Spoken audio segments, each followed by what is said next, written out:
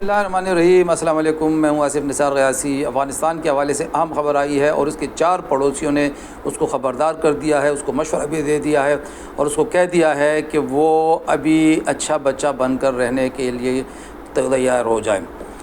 ہوا کچھ یوں کہ اقوام متحدہ کا جو جنرل اسمبلی کے اجلاس کے موقع پر افغانستان کے 4 اہم پڑوسی، جن میں چین، ایران، پاکستان اور روس شامل تھے، ان کے وزراء خارجہ کے چوتھے 4 فریقی گروپ کا ایک اجلاس ہوا، جس کا اعلامیہ بھی جاری کر دیا گیا ہے۔ چینی وزارت خارجہ کا کہنا ہے کہ اجلاس روس کی دعوت پر اقوام متحدہ کی جنرل اسمبلی کے اجلاس کے موقع پر ہوا، جس میں فریقین نے افغانستان کی صورتحال پر تبادلہ خیال کیا۔ یہ ذرا پہلے سنیں۔ اور اس کے بعد جو اعلامیہ جاری کیا گیا، اس کے مطابق فریقین نے یعنی 4 ملکوں نے ایک آزاد، متحد اور پرامن ریاست کے طور پر افغانستان کی حمایت کا اعادہ کیا۔ یعنی پاکستان کبھی بھی یہ نہیں چاہتا کہ افغانستان ٹکڑے ٹکڑے ہو یا وہ غیر مستحکم ہو، یہ اعادہ کیا گیا۔ پھر فریقین نے دہشت گردی، جنگ اور منشیات سے پاک افغانستان کی ضرورت پر زور دیا۔ یہ جملہ بھی سننے کے قابل ہے۔ جبکہ اجلاس میں افغان حکام پر سب سے اہم چیز جو کہی گئی ہے، اجلاس میں افغان حکام پر افغان سرزمین پر دہشت گردی کے بنیادی ڈھانچے کو ختم کرنے پر بھی زور دیا گیا۔ اعلامیہ میں کہا گیا کہ فریقین نے افغانستان کی معیشت کو بہتر بنانے کے لیے علاقائی اقدامات کی حمایت کی ہے۔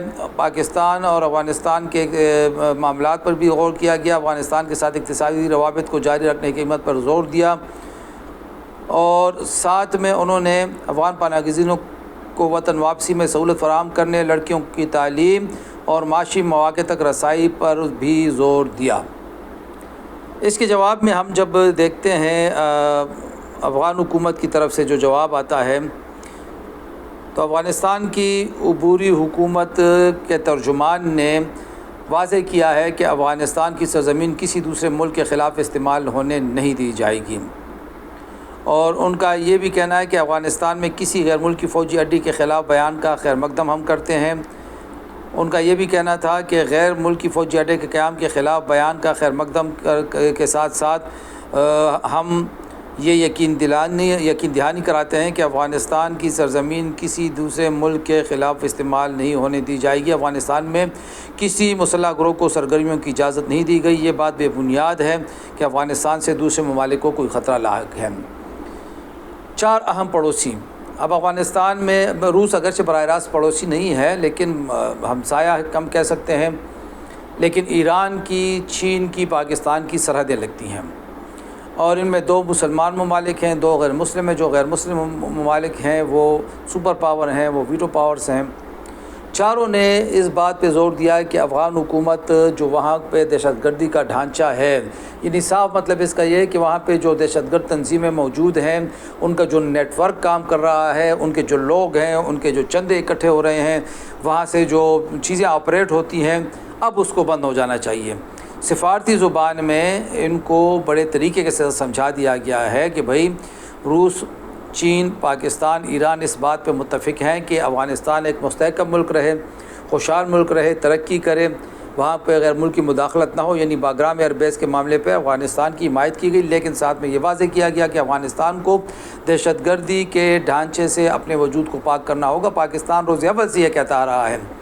ایک اندازے کے مطابق کوئی 6-7 ہزار سے زائد پاکستانی جنگجو وہاں موجود ہیں، بلکہ بعض اوقات یہ فگرز بھی آتے ہیں کہ 15,000 سے زائد غیر ملکی جنگجو افغانستان میں موجود ہیں۔ القاعدہ کا بھی وہاں پہ وجود ہے، پاکستانی طالبان بھی وہاں موجود ہیں، جماعت الاحرار بھی وہاں پہ موجود ہے، بہت ساری تنظیمیں وہاں پہ کام کر رہی ہیں۔ پہلے تو افغان حکام اس کے امر کے انکاری ہوتے تھے اور وہ کہتے تھے کہ یہاں پہ کوئی نہیں ہے، لیکن جب ثبوت سامنے آنے لگے، اب ظاہر ہے میڈیا کا دور ہے، کوئی چیز چھپی نہیں رہ سکتی، تو اب وہ یہ کہتے ہیں کہ جی وہاں پہ کسی کو کام کرنے کی اجازت نہیں اور کوئی کام نہیں کرتا۔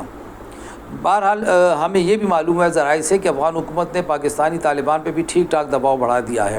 افغان حکومت کی پریشانی یہ ہے، مجبوری کہہ لیں، کمزوری کہہ لیں، جو بھی ہے، کہ وہ امریکہ کو شکست دینے کے دعوے تو کرتی ہے۔ افغان طالبان امریکہ کو شکست دینے کے دعوے تو کرتے ہیں، لیکن چند ہزار لوکل جنگجو کے سامنے بے بس ہے اور ان کے کنٹرول میں آنے کے لیے تیار نہیں، اور وہ ان کو کنٹرول لینے کے لیے بھی تیار نہیں، یعنی یہ قابل بھی نہیں ہے کہ انہیں کنٹرول کر سکیں۔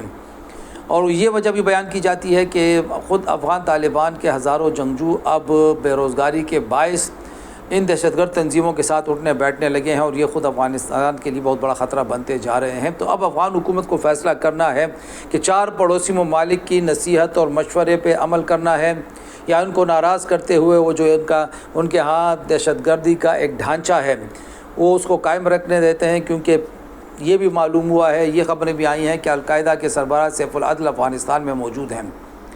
کیا القاعدہ کوئی اور نئی گیم کرنے والی ہے؟ کہ افغان سرزمین پہ کسی نئے کھیل کا آغاز ہونے والا ہے؟ القاعدہ اور امریکہ کے روابط اور اس کے حوالے سے بھی ہم اگلے ولاگ میں آپ سے ضرور بات کریں گے، لیکن اس وقت فیصلہ افغان عوام کو کرنا ہے، افغان حکومت کو کرنا ہے، اس نے کہاں جانا ہے، دوستی کرنی ہے کہ دشمنی کرنی ہے، آبادی کرنی ہے یا بربادی کرنی ہے، اپنے ملک کو آباد دیکھنا ہے یا اپنے ملک کو برباد دیکھنا ہے۔ افغان طالبان نے فیصلہ کرنا ہے، افغان طالبان نے کام کرنا ہے، اور اس کے لیے جو 4 پڑوسی ممالک کا مشورہ ہے وہ انتہائی بر وقت اور موقع محل کی مناسبت سے انتہائی اہم ہے۔ اب اس پہ عمل کرنے کے لیے افغان طالبان کو ابھی سے حکمت عملی وضع کرنی چاہیے۔ خدا حافظ۔